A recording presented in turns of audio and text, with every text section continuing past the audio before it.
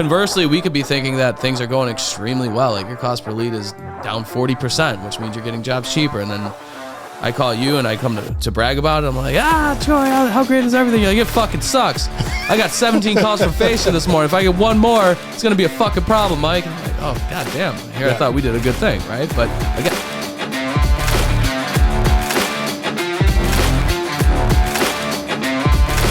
All right, so we're back for another episode of the Mission Control Podcast. Christian, what episode is this? What number? I think this is number 80. We're creeping up on 100, folks. They say a very high percentage of podcasts last like one episode, 3 episodes. But I mean, we are vetted. We've withstood the test of time. I want to take a minute to welcome Corey Combs, SouthShore Roofing Exteriors, to the show, but I also want to acknowledge that the team over at Roofr is fantastic. So if you need instant roof measurements, instant roof quotes, clean and pristine proposals, which will give your audience no choice but to buy from you, hit up the team at Roofr. Down below, there's going to be a link. Click it. Let them know I sent you. You're going to love that you did. What's up, Corey? Nothing, man. We love Roofr around here. Yeah. They're our esteemed partners, and they help bring the show to life, and they're just a great company. A great company run by great people. And I'm sure we're going to have some conversation centered around Roofr today. We will, and we might as well jump right into it. So you've recently done a Tour de America with the team over at Roofr. Yep. So why don't you talk to me about what those events have looked like, and what it's been like for you? The interesting thing about Roofr is I think they're coming from their position a different spot than most people are, because, Richie and Nick and some of the higher ups came from the roofing industry. Their family's still in roofing. And so their goal isn't just to create tools for roofers, but it's also to help roofers understand how to use those tools. And part of that Roofr Rise show was really about bringing good information that they can plug into their business right away. So we had things on, how to market your business. We had things on how to present in the home so people say yes to you and buy from you. And that was what I was doing with them. Then they had a guy named Dan that came in and talked about the client experience. And he's from a different industry altogether. So he came from the credit card space, and then he came from the technology space. And he talked a lot about the client experience from a vantage point of overall, how do you make your deliverables much better for your clients, or how do you put something in place to make your client experience different and better? So that was the framework of it. And I actually learned a lot from Dan, some stuff that I was able to put in my company. And you and I talked about it, the where we dropped the ball and what we could have done better on the client experience. So it was really good. I love that. Yep. So you're not one of those guys that you've been doing this for 20 years, so you know everything and nobody can teach you anything? Depends on what day you ask, okay. To be fair. Sounds like we're asking on the right day, because you seem very receptive to what Dan had to offer and implemented those things into your business. Yeah, it was great. What I find a lot of the times is, even when good information is given, it's not the absence of the information, it's the lack of execution and implementation of that information. Yeah, I say that a lot. Execution is the secret sauce. It's not the information. Yeah. Yeah. So what would be your advice to all the roofers that are tuning in as far as how to take something from concept to being implemented? It's a good question. I think that, in my experience and what I've done and, what I've helped others do is you first got to figure out what your biggest gap is, and how can you solve that, and how that's going to affect your overall business. Right. And I think one of the big disservices that the industry is doing right now is telling everybody that sales cure all. And that's a Band-Aid statement. That's not a solution statement. Yeah. And I'll add that a lot of the times, not only does it not cure everything, it makes a lot of things worse. It does, because it covers up the actual problem. So you think things are fine, but then when those sales stop coming in, or the issue that you had is so great you can no longer conceal it, now you have a bunch of sales and you still have this big problem. Yeah, and that's a really good point. I wasn't even on that line. I was thinking more so, like, if you have production issues and it's a result of a breakdown of a process, inundating more projects into the pipeline is only going to put more stress and exacerbate that existing issue, right? Exactly. That's exactly right. And then it makes it more far-reaching and results in a shitty customer experience, and it's just counterproductive to what we want to accomplish. The insidious part of that, though, is on the surface, it makes everything look okay because you hang on to that, well, we sold X, like, here's our gross revenue or whatever. And as we've seen with some of these bigger companies that have recently closed, that gross sales number means nothing. And you talk about it a lot, just being a vanity stat. Mm-hmm. And this is proof that it's a vanity stat. Your sales, if not followed up with the rest of what it takes to run a good construction company, if that doesn't follow suit, those sales are just a vanity stat, period. Yeah, it feels good. It makes our ego feel good. I did $20 million in revenue. It's like, oh, this guy's doing $7 million, made twice as much as you. Yeah. Well, I realize I didn't answer your question about the implementation. It's okay. We'll get there. We'll get there. But I went through that myself last year in 23. We had a really big year sales wise. It was, from a revenue perspective, you look at it and you're like, wow, this was amazing. By far the hardest year that I've had in business in my 30-year roofing career.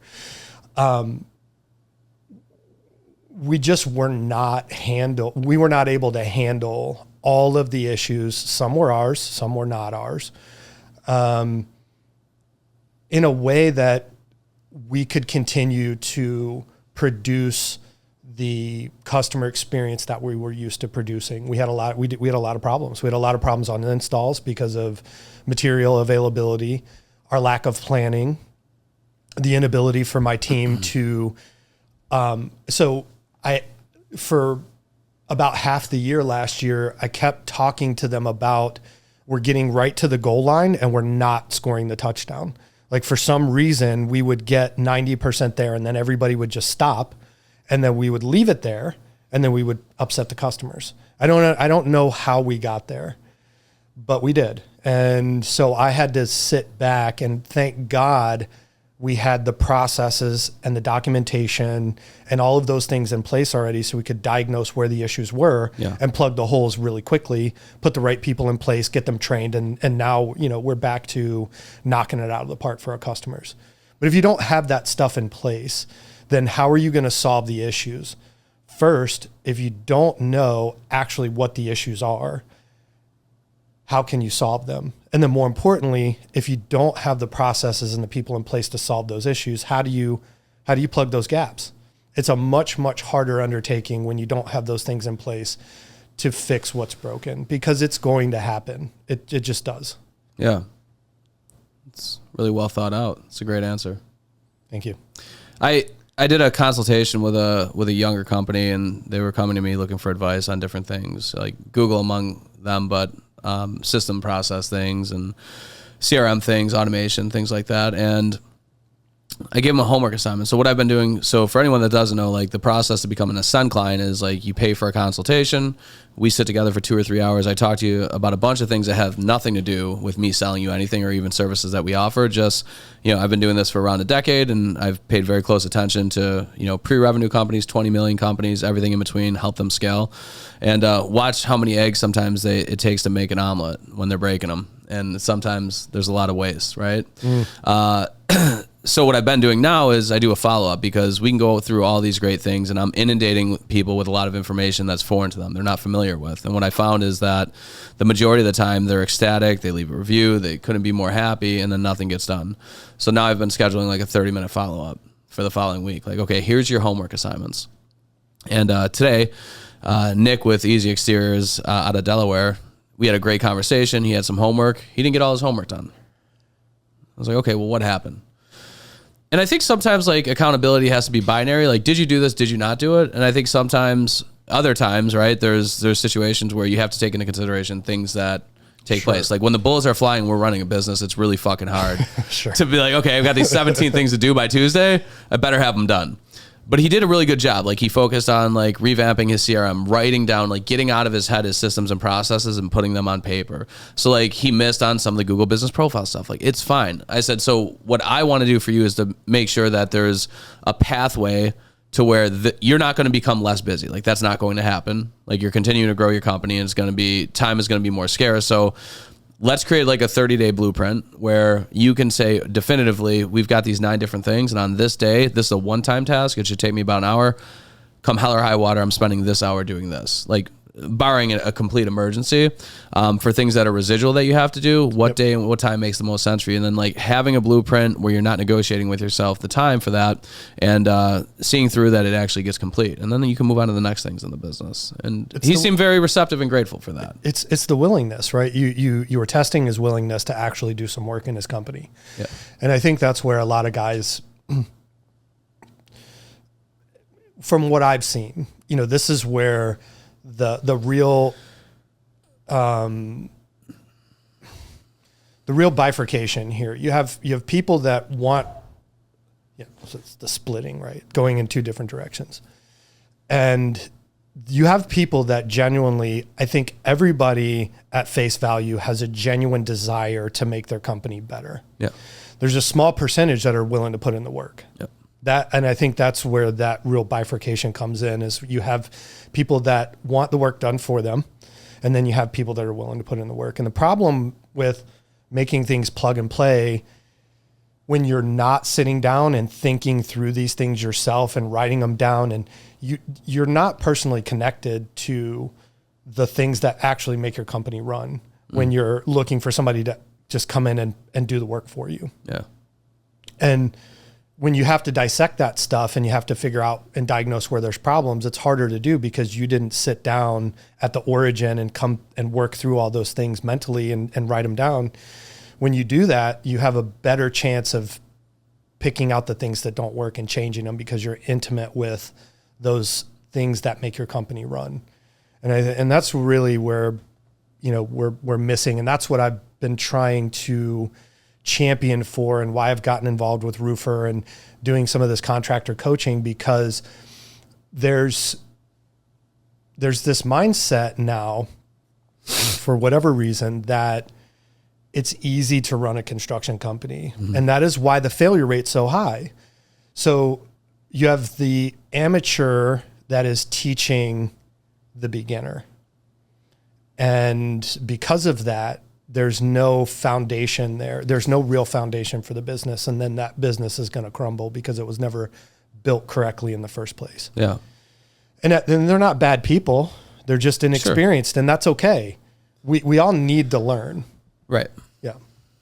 Speaking of like inexperience and needing to learn, I see this on the marketing pages all the time, and I get hit with ads, and they're like, hey, I'll run your social media ads for free. You don't have to pay me $1 till we generate business. And it's like, you want me to be your fucking guinea pig? You're 17. The fuck off of my feed. Yeah. Yeah. Right. So, all right. So through the Rise events, you're visiting groups of contractors. Geographically, they're in different towns, cities, states, countries even, right? So what I'm curious to know is, what are some of the issues that they're facing that are kind of unique to a certain area or a certain company? Like, what are a couple of those, if you could think of any that have come up? And then what are some of the things that kind of across the board, regardless of the companies that you're dealing with, where they're located, this is a real problem? I like where you're going with this, because we can talk about this, and now we can go back to the implementation. So happy accident, I swear. The thing that I see the most is, so on a location driven issue, which would be their market. Yeah. A lot of contractors haven't been taught how to build a sustainable business outside of a storm. And so you have these particular pockets, which they're calling storm markets, mm-hmm. where they don't believe that retail can function in those storm markets. And what's interesting is, I'll go out and I'll Google and I'll find a retail company. I'll say, well, how are they functioning in this market? How did I function in what was perceived to be a storm market on a retail side, and did really, really well? And so the issue they're facing is nobody has taught them how to do that. So I think that's location specific. What I've seen overall is a global issue for roofing, for contractors, but roofing contractors specifically, is this idea that there's a separation between restoration and retail, and how those should function from a customer standpoint. What I mean by that is people think that, or I get the impression that from speaking with a lot of these restoration contractors, that they think they don't have to do certain things because it's not appropriate for their business model from a customer service or a customer experience standpoint. Such as? Well, one of the things that I was working with Roofr on is helping roofers, no matter if they're restoration or they're retail, it doesn't matter, is how they can do an in-home demo to help their client understand the process better. And it's interesting to me when I talk to them and I ask, well, do you do any type of in-home demo? And they're like, no, we don't. We door knock and we're restoration contractors. And what I'm trying to get people to understand is that the only difference should be how the customer pays for the project. That's it. That's the only difference. The way that you acquire the customer might be different, and the way that they pay might be different, but those should be the only two. You need to find commonalities with really successful companies and how they treat and how they manage their customer experience. So a good example would be, even if you're a door knocker, you're acquiring that customer differently than somebody that's using Google, to have them inbound lead. But once you get to the door, the way that you educate and the way that you care for the customer should be the same. Now, the information might be a little bit different. I'm not going to tell people what the claims process looks like because they're not filing an insurance claim.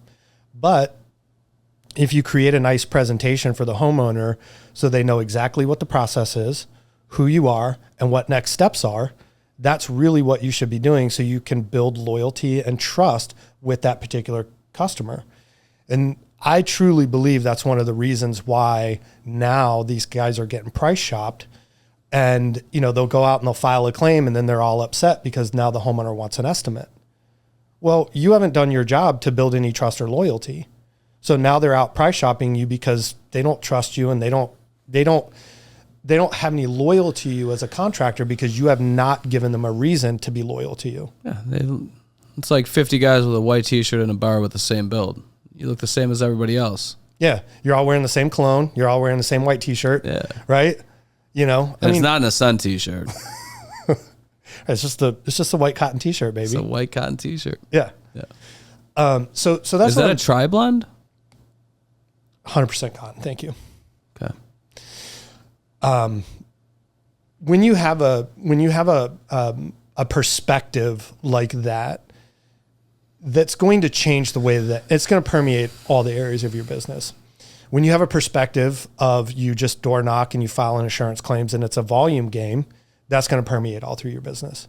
And so what I'm trying to help people understand is the more time that you spend on your customer experience, and part of that is who answers the phone, your sales process, whatever your sales process looks like, how you inform them, how you educate them, and then ultimately why they decide to use you as their contractor.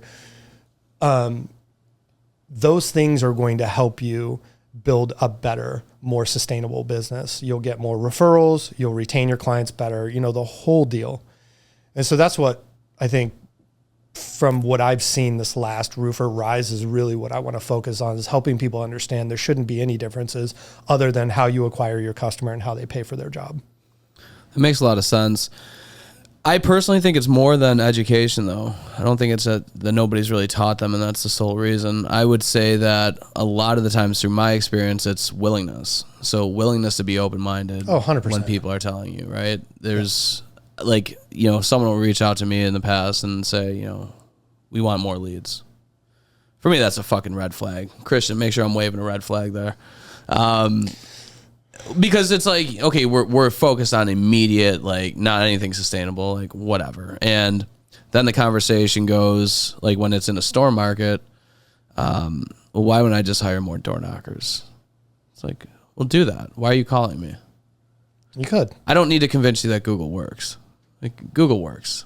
If I've got to sit here and put together a presentation on why Google's a viable option for you, we probably shouldn't be talking. Yeah. And even there's been some instances where we've done really well, generated a ton of leads. And the issue becomes, to your point, they're not. So it should be the same, right? Besides how it's being paid and how the customer is being acquired. Okay. But a lot of the times it's not. And there's a big difference between, I'm going to send this guy out to sign somebody to a free roof, God forbid, eating a deductible, or $1,000 deductible, even if it's like a percentage-based deductible or whatever, and it's a few $1,000s, versus, hey, hand me $35,000. And a lot of the times, hugely different. Well, there's not a willingness to understand the difference. From what I've seen a lot of times, and because of that, they put their number one salesperson, door knocker, in a position where they're going to sell retail, or we're going to go out and sell this job now, and you got to educate them, and especially if it's a retail situation, it's like, okay, how are you going to get that $35,000 check? You're not just submitting it to the insurance company and being like, this roof's fucked. Right. You actually have to engage with that person. Like you said, build that trust, build that loyalty, build that confidence where you're not just one of the 50 guys in a white t-shirt that all look the same, smell the same, act the same. Like, what's going to be memorable about your company where that customer, if you leave there without signing, is going to be like, I can't wait to fucking work with them. Well, it's pretty funny because, like my presentation, one of the first things I said is, or I say to them, I was like, look, I'm going to hurt some feelings, guys. Okay. The product you sell doesn't fucking matter at all. Mm-hmm. At all. If you heavily focus on what products you push, you have literally just leveled the playing field to everybody else that sells that same product. So let's say, for an example, you're GA, you use GAF, or you use Owens Corning, which a lot of people like to use Owens Corning. So if your big pitch is going in there and talking about, hey, we're an Owens Corning, whatever. Platinum. Great. What happens when you're sitting at the kitchen and you hang your hat on that as your differentiator? What happens when you're at the kitchen table with two other master or platinum OCs? Right. What's the homeowner going to think? All the same. Everybody's the same. Yeah. So what's the price? What's your price? What's your price? Right. Because go with that guy. That's right. You're all OC platinum. Why am I going to pay a little bit more with you versus this other guy? I'm not, because you've literally just leveled the playing field with everybody else. So don't focus on your product. You can't control that. I think the manufacturers have done a really good job at teaching us that matters more than it does, but it really doesn't. And the way that I know this is because when COVID hit, I've never sold an IKO roof in my life. Okay. Never. You couldn't get shingles. We couldn't get shingles. Yeah. The only thing that we could get was IKO. So there were two things I was concerned with. And I asked my rep, distribution rep, and then I asked the IKO rep. The two things I was concerned with is, if I tell these customers I can get this particular color and product, can we get it? And if I have an issue, do I have the support to take care of the customer immediately so that it doesn't disrupt their life? And I got both guarantees. And I said, okay, we're going to sell that. We sold thousands and thousands and thousands of squares of IKO. I didn't know anything about the product, right? I wasn't worried about the product. I was worried about my customer and the support that we could give if they had an issue. That was all I'm worried about. And so what that showed me was, largely, and I actually changed our presentation, because I used to have a presentation that went through the installation and what products got used where and all that stuff. And I found out that is completely useless. Like, most homeowners, unless they're an engineer, don't give a shit. They want to know they can trust you with their money. You're going to be there for the long term, and they're not going to have any problems. That's really what they care about. So that's what we need to focus on. So we look at the similarities between restoration and retail. We find out what all those similarities are. And then we look at the differences and we figure out how to modify based on those differences. And what you'll find, I think, is there's way more similarities than there are differences. So what are the top 3 things that you would advise a contractor that's listening to this to really focus on in their presentation that's going to help differentiate them? Well, the biggest thing that I found is, and I went to a GAF training like 4 years ago, and the guy that was running the training asked everybody in the training if they have their mission, their values, and their vision written down, right? Like their core values, their mission, and the vision for the company. And I didn't have any of those written down. And he said, I challenge you to write those down. And I did. And it took me like 2 months to get those written down. What that helped me understand really was what I wanted to be able to convey to our potential customers based on what our values are. And then more importantly than that, I could train my team on what our real value proposition is to the customer. And once you learn what your real value proposition, and I'll give you an example here in a second so people can understand what I'm talking about. But when you really learn what your value is, and you write that down and you create a guiding document on that, now you can train and teach your team, the person that answers or the people that answer the phone, your sales team, your project managers, everybody understands the value that you're bringing to the table, and everybody can row in the same direction.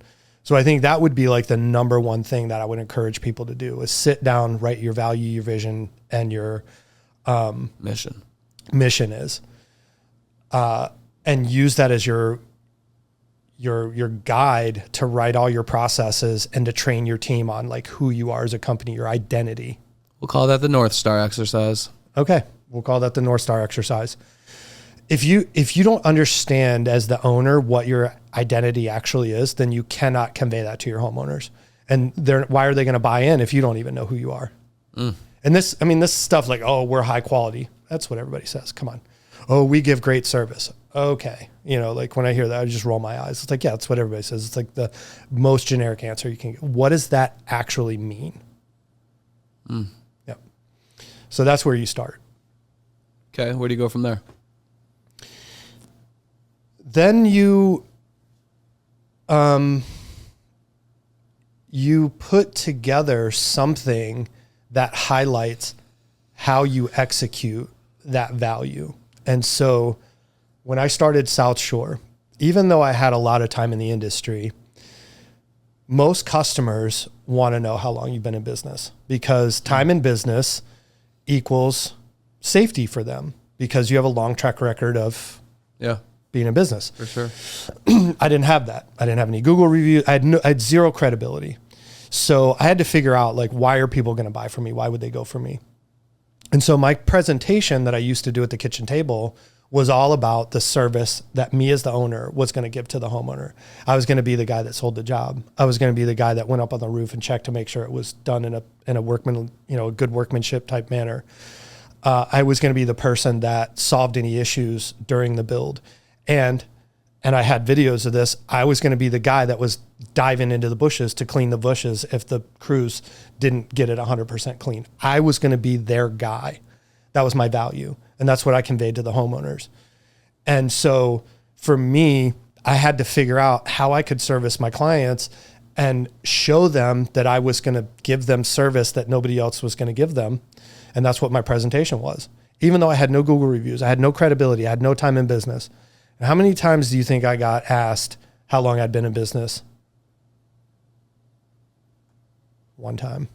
And I lost that job because I had to be truthful with them. But because I had figured out what my value was to the homeowner and why it was important to them and really what they were worried about, I created a presentation that made it so they didn't even question who we are as a company. I remember those days. I did too. Yeah. So that's what I'm talking about. It like figuring out what your value is and then conveying that to the homeowner. Because we all have different value propositions. We do.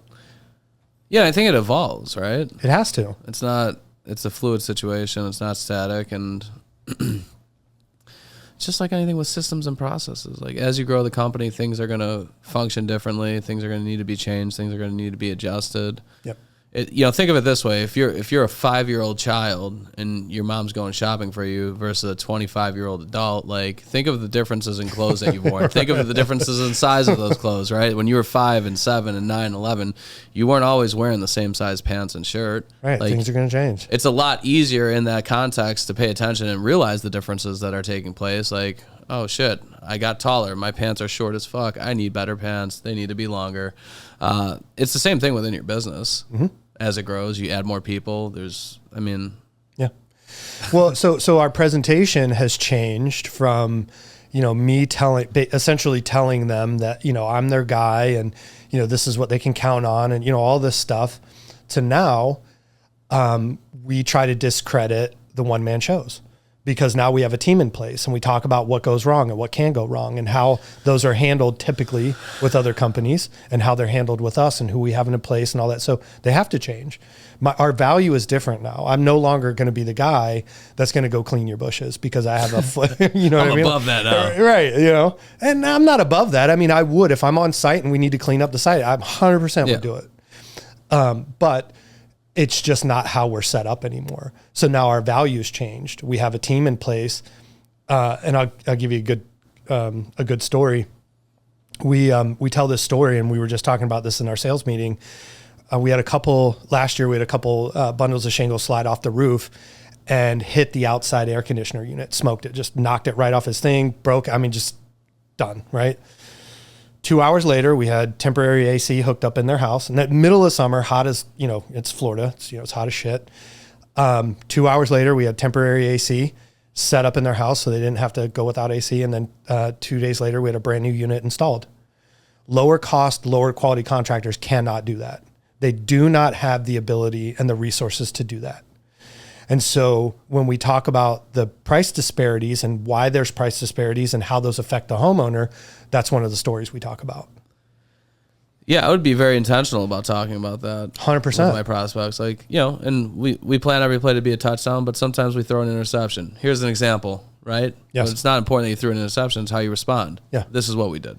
Yeah, and so do you want to take the chance of hiring a one-man show that, charged you $3,000 less on this roof, that doesn't have the money to buy you a new outside unit that broke, and now you hate that contractor, even though he might be a good guy, he cannot help you because he doesn't have the resources. So what is your peace of mind worth? And that's really kind of how we work on our price disparity. And one of the things that we've added and that we're working on adding is helping explain and get the customer to understand why there are price disparities. So they are a little bit more educated on why we might be more money than the other. And it's all about helping them price condition and figure out what's important to them, because some people don't find value in that and they just want the lowest price. They're just not our customer. Yeah. When did you realize it's okay for not every customer to be your customer? When I didn't need the money so badly. It's a fair and honest answer. Yeah. Yeah. I think a lot of people struggle with that. It's a hard one. It's a really hard one. It's hard to walk away. We just did it. I mean, one of my sales guys just sent me a message the other day and he said, how would you handle this? And I said, by telling that customer, thank you very much, but we're going to choose not to help them, because she wanted to change a bunch of stuff in our contract. Not doing it. Once they start trying to change the way that we conduct our business, I've learned over the years, it's a huge red flag and it's just not a fit for us. Yeah. The other thing is I've sold a lot of those jobs and had to deal with the fallout. And so at some point you get that good balance between experience and not needing the money, and then you can turn down customers. So that might be the right answer. Huh. Yeah, it's tough, right? You start a business, you're so concerned about making it, especially in construction. I want to make it past that first 3 years, first week, first year, first 3 years.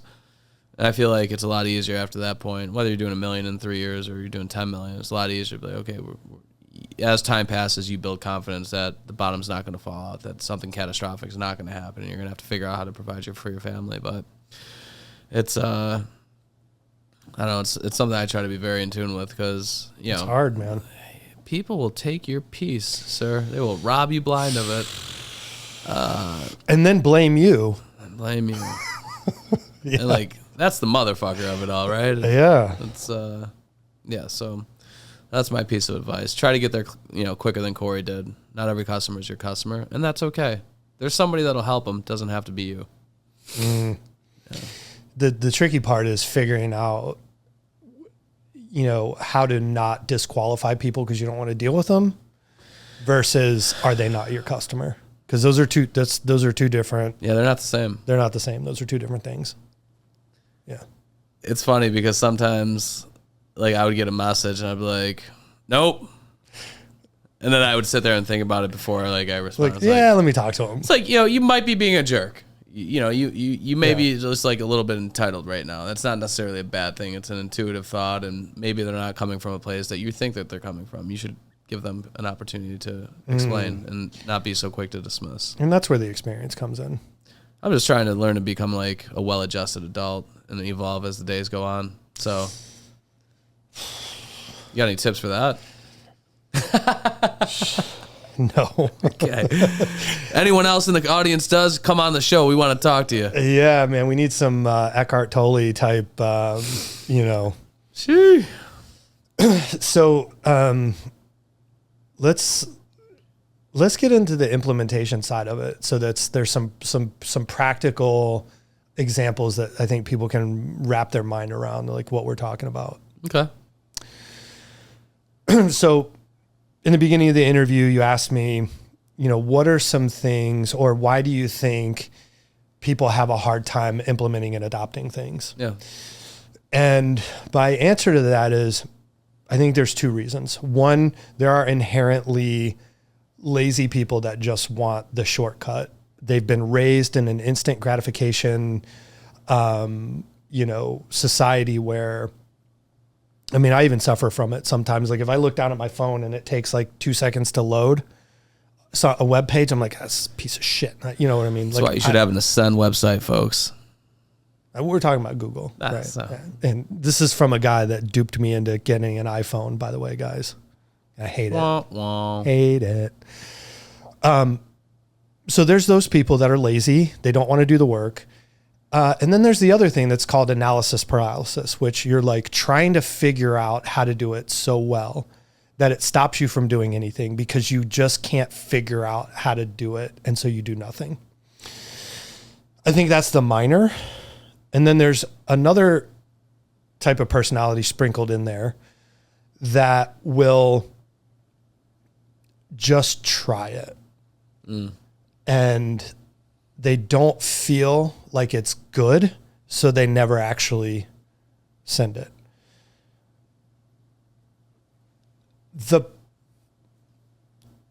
The best thing that I think as business owners we can learn is you're just going to have to try some stuff, man. And it's just not going to work. And then you're just going to have to adapt and you're going to have to try other stuff and you just have to be okay with it. Like that is the attitude you need.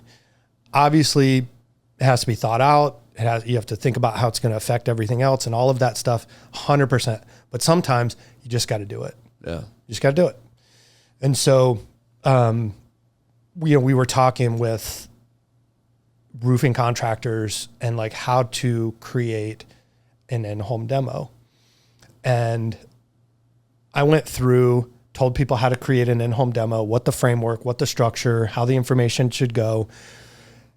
And after I got that done doing that, telling them how to do it, what do you think the number one question I got was? How do you do it? How do you do it? And can I have your presentation? It's not the information. Right. It's the application of the information. Mm-hmm. I don't know that you can teach and train that. And that's why I like what you said about the exteriors company you're working with. You tested his willingness to do some of the work and you saw that he was willing to do some of the work. So you're going to go down that path with him. Yeah.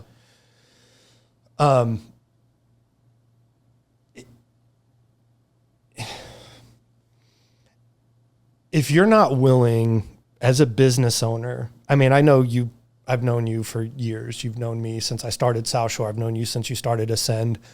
One of the things that served both of us really, really well is we're pretty risk averse. We're not super risk averse. Like we'll just try shit, We'll just do things. We'll take a leap and we'll figure it out. We also have the confidence that we'll figure it out. Right. Yeah. So having the confidence that you'll figure it out is a huge one. And then just saying, you know what, I'm just going to do it. And this one might not work, or we might have to iterate on it and figure it out to where it's like firing all cylinders. But the willingness to just do it is the intangible that you have to have for implementation. 100%. If you have that willingness, now we can teach you how to do it. And so that's what I've found to be the biggest barrier to implementation is they just don't want to do the work. They want somebody else to give them the easier, softer way, and it doesn't exist. And they'll pay a king's ransom for it. They will.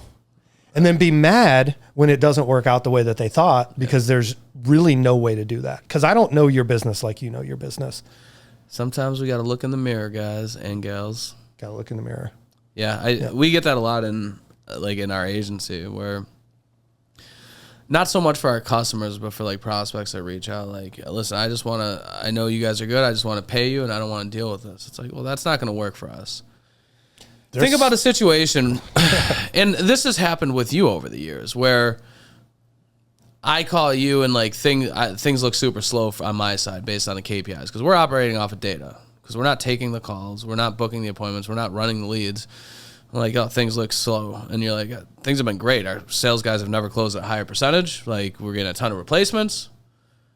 We don't know that unless we have a conversation. So what we know is that based on our KPIs and what standards we try to uphold for our clients, as far as like target cost per lead, cost per acquired job, we're going to start making fucking changes because it looks like this campaign's underperforming. But when I talk to you and you're like, no, it's absolutely killing it, like, don't change anything, that would be misguided. And that's only as a result of us having communication and you being in tune with what's happening in your business, us being in tune what is happening on the marketing advertising side, and bringing those two pieces together. It's like the fucking Power Rangers. Christian Q, the Megazord.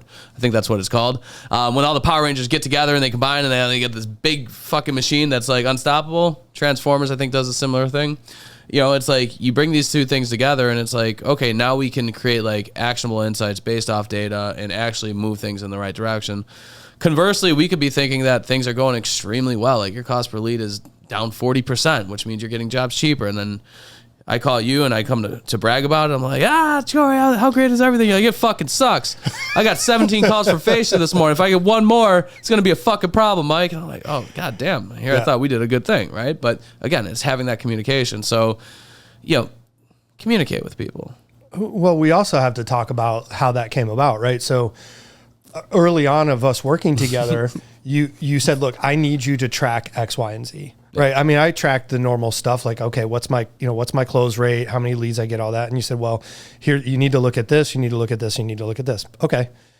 And when I would come to you and I'd say, hey, Mike, shit doesn't look great. And you're like, okay, well, where is your tracking? And I'm like, well, see, and you're like, don't come to me with this bullshit. Right. until you, cause the first year I just didn't have the capacity to track that stuff. I didn't. Yeah. It was me doing everything. When I finally realized also when we signed up for Google Guarantee and I was getting like 30 leads a day, that was wild. Yeah. And that's when we really started tracking things.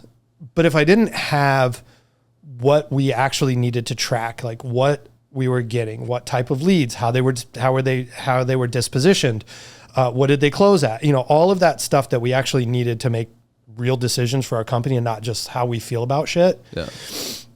Then you and I wouldn't have been able to have a real productive conversation on what we need to change. Yeah. And that's the thing. That's the stuff that I'm talking about. You said to me, in order for me to serve you better, I need this from you. And a lot of times as business owners, we're like, well, how dare you? You need to just do this. Yeah, I'm paying you, sir. Yeah, I'm paying you. What do you mean you can't tell me what I'm closing at? I have no idea. I know those leads hit your inbox. What happened to them is on you. Yeah. And I need you to tell me what happened and how it happened. And I don't want to just hear, oh, these leads suck. How do you, and I know this is something that you and I have had conversations about, and, your salespeople get you riled up. You come to me, then I get riled up. And then we do like a reconciliation, and specific around the instant quote. So Roofr has this great tool. It's called the instant quote. Instant estimator. Instant estimator. I forget. Instant estimator. Whatever. And it works really well. Patent pending. It works really well for a couple reasons. One, it differentiates you, right? And even people that have it, you could have 50 people with it in your market. They're not fucking marketing it. They're not using it, right? They don't. Same thing with Google Guaranteed. If you got Google Guaranteed and you're just doing it for leads, you're doing it wrong. Use it on your door hangers. Put it on your truck wrap. Talk about it. It should be part of your sales presentation. People fucking trust Google. So if you can tell people that, hey, you should trust us because Google gave us a background check, they endorse our work to a certain degree, like that is super powerful. It's a big deal. But when things are slow or sales reps are in a slump, this happened to me last week. It's actually a friend of mine that works for a client, and he's like, man, those instant roof quotes are shit. Those leads are garbage. I was like, okay. Had this conversation before. No, I was like, okay. I said, so pull up Leap for me and show me how many times you called the last 5.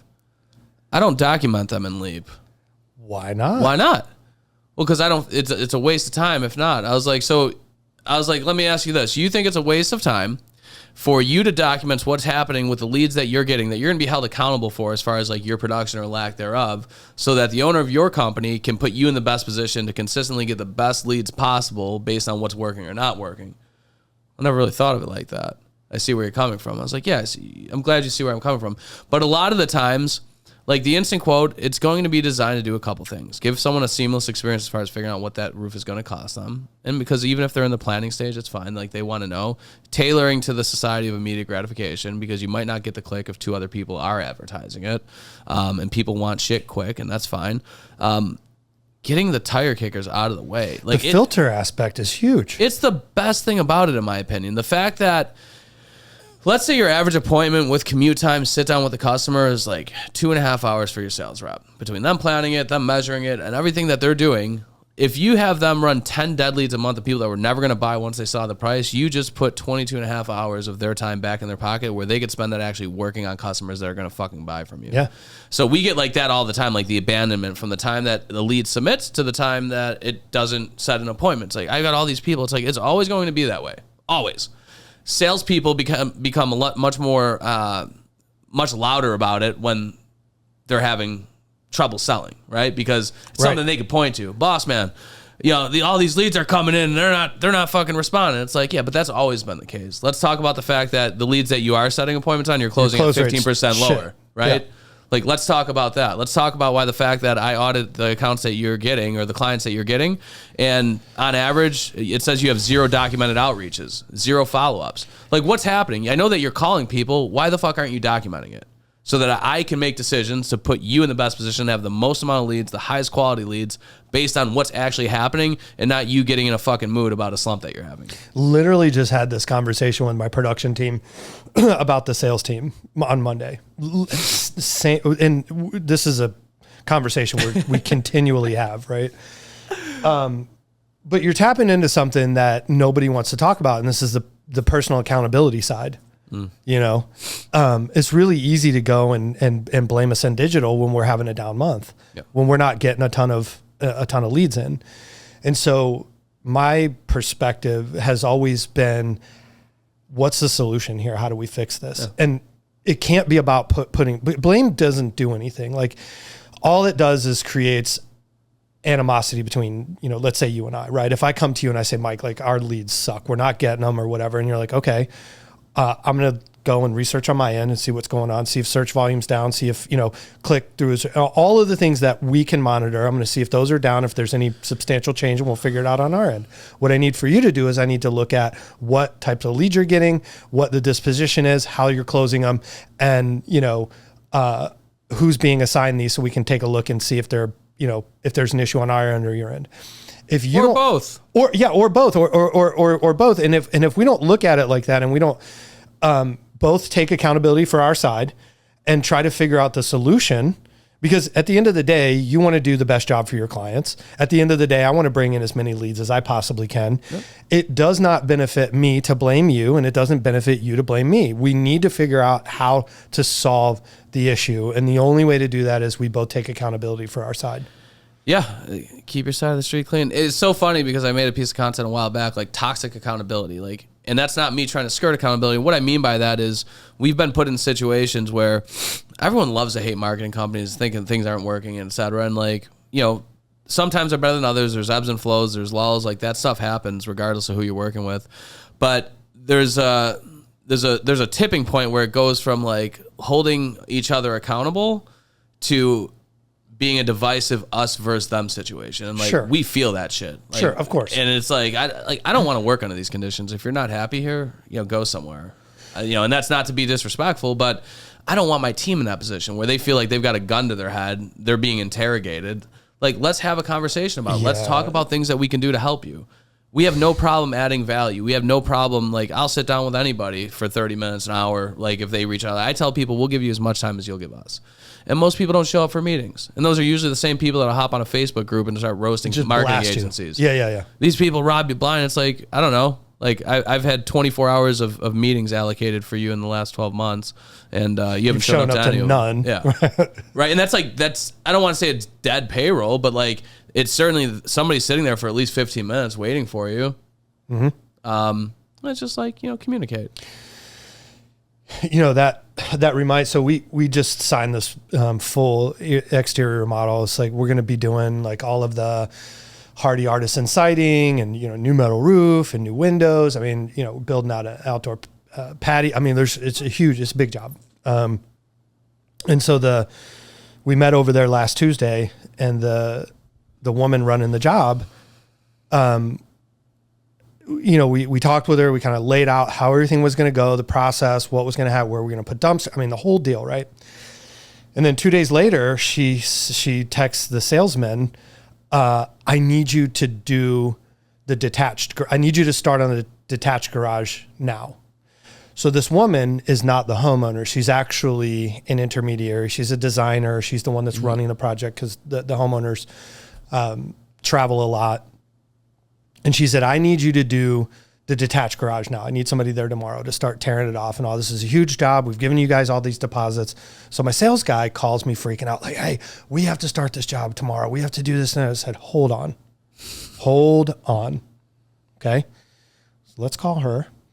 Got back and said, Tracy, do you trust us as your contractor? Well, yes.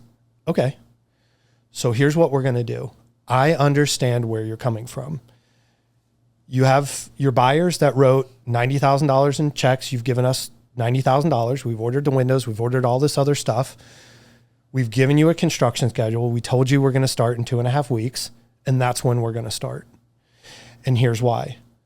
I cannot be putting some of my guys here, pulling them off, putting dumpsters, pulling them off. We're not doing that. It's a small portion of the project. I get that you want some progress shown to your clients, but you're actually going to harm the process overall, and you need to let us do the job like we laid out and agreed to.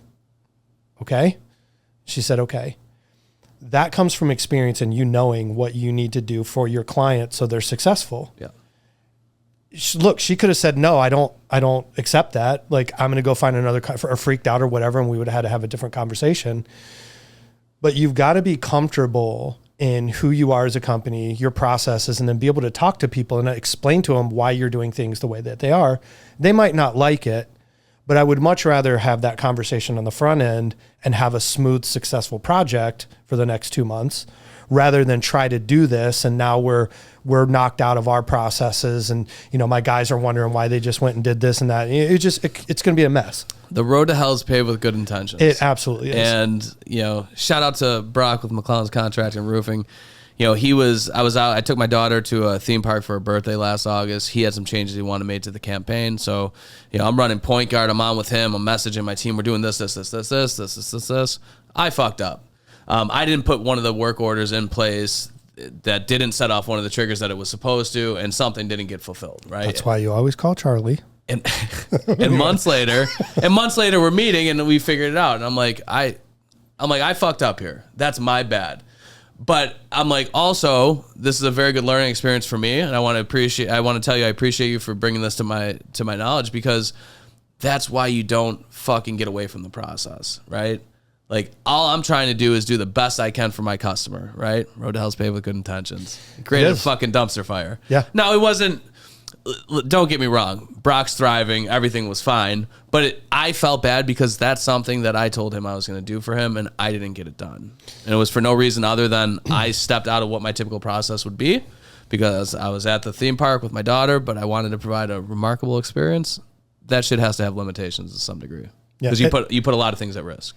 It does. And you know, that's the maturity, I guess, is that you learn those things, you understand those things. And then next time you know, are in that situation with your customer, you can say, listen, I want to do this for you. I really do.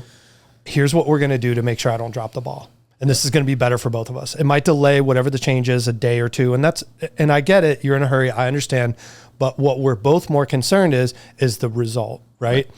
And when you can talk to your customers like that, again, they might not like it at the time, but when things go well, they'll respect it.